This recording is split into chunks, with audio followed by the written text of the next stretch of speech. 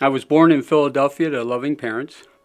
My dad, around the age of 5, decided to move out up into the country, so he bought a small 80-acre farm outside of Springville. And the following year, my parents sent my brother and I back down to Philadelphia to stay with friends. Somehow I was selected to share a bedroom with the older teenage boy. And it was during that period of time that I was sexually abused. And when I returned home after that week, I was really confused, angry. There was shame, guilt. I had no idea how to share what had taken place.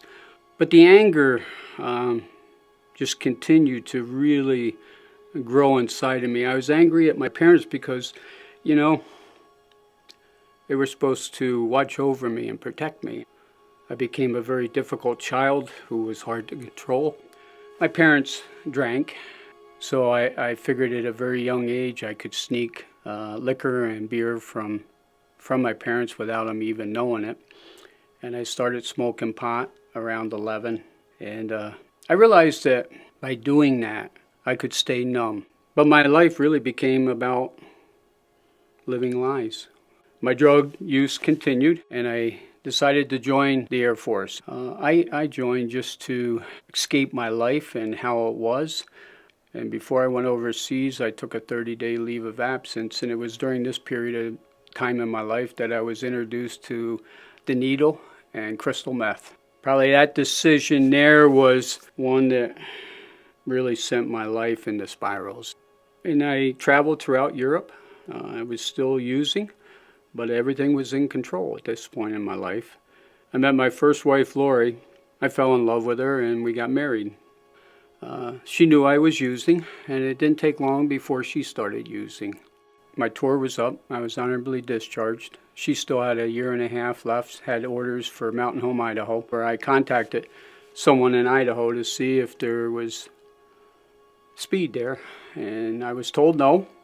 And I made the choice of I was going to walk away from my marriage for a bag of speed and a needle. And it didn't take long before I became very ill. I was suffering from hepatitis. And the doctor told me that if I didn't give up my lifestyle, I wouldn't be around long.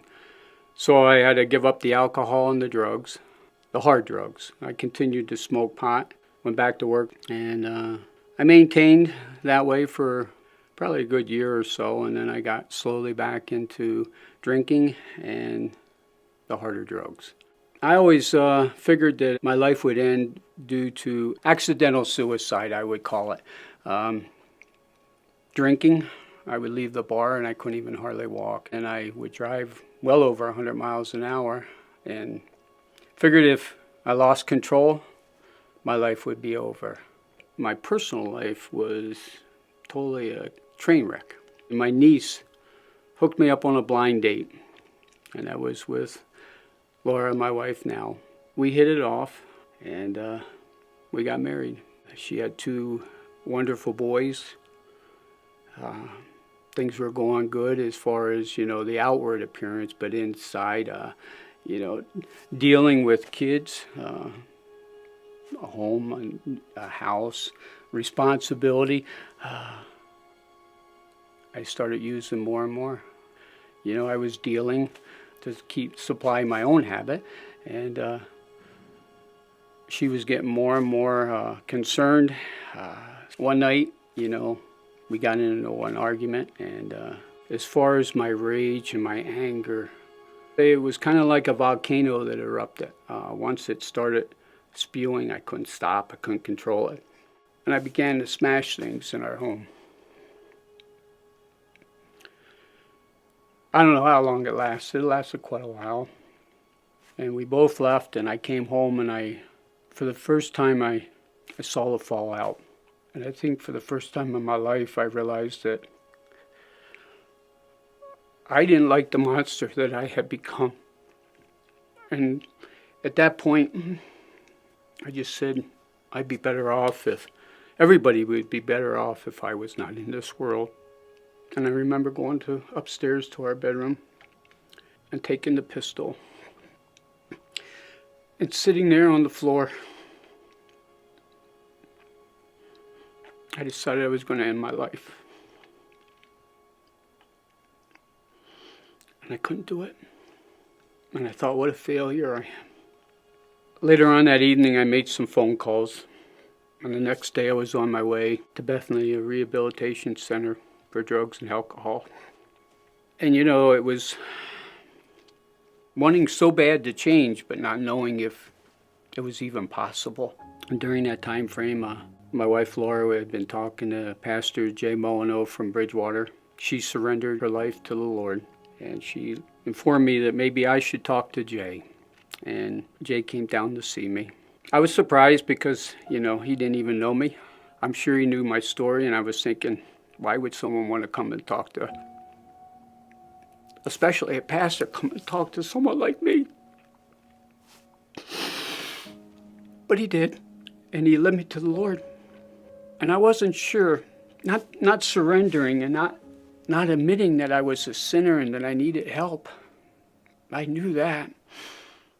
What I struggled with was just turning my life over to the Lord, and, you know, to surrender. And he shared the verse in Revelations about, here I stand knocking at your door. If anyone opens the door, I'll come in and eat with him. And I was hesitant to just throw the door open. And Jay said, if you only open it just a little bit, that's all you need. And I was okay with that. Just open it a little bit because I was so unsure. And so when I left the rehab, I came to Bridgewater because I felt I owed Jay that much. And when I walked through the door, him and his wife stood there. He just grabbed a hold of me and gave me a bear hug. I think my feet came up off the floor. And as I walked in, the warm and friendly greeting from the people of the church just blew me away. Never expected that. But I still had a lot of struggles in my life. I still struggle with anger. Still struggle with dealing with my feelings. And I just figured that's the way it's always going to be. I'm never going to get rid of my anger. And over time, you know, going through Celebrate Recovery actually put me on the road of healing. Scripture says that if I'm not willing to forgive, God won't forgive me. The unforgiveness, the bitterness and the anger inside of me was really destroying everything around me. And I'll be honest, I didn't want to forgive. I had no desire to forgive the man who abused me. But as I spent time in recovery, I began to realize that I was no better off than the people that abused me. I was no different. People that I had hurt, I didn't care how badly I hurt them, how it was going to impact them, how it may have altered their lives. I didn't care. Christ took everything, all my sin, and took it to the cross. He showered me with His grace, His love, and His mercy. And for me to be like Him, I had to do the same. And I truly did forgive the man who abused me. And it was like a ton of weight lifted off my shoulders. As I began to do these things, healing started to happen more and more. Anger started to dissolve more and more. I no longer want to be in control. I still find myself trying to take control at times. And I can say now that I'm more committed, more in love with my wife now than the day we got married.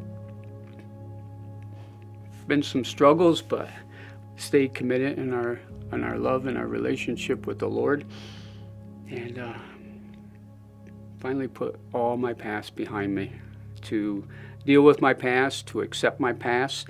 And now I'm looking forward to what God has in store for me now.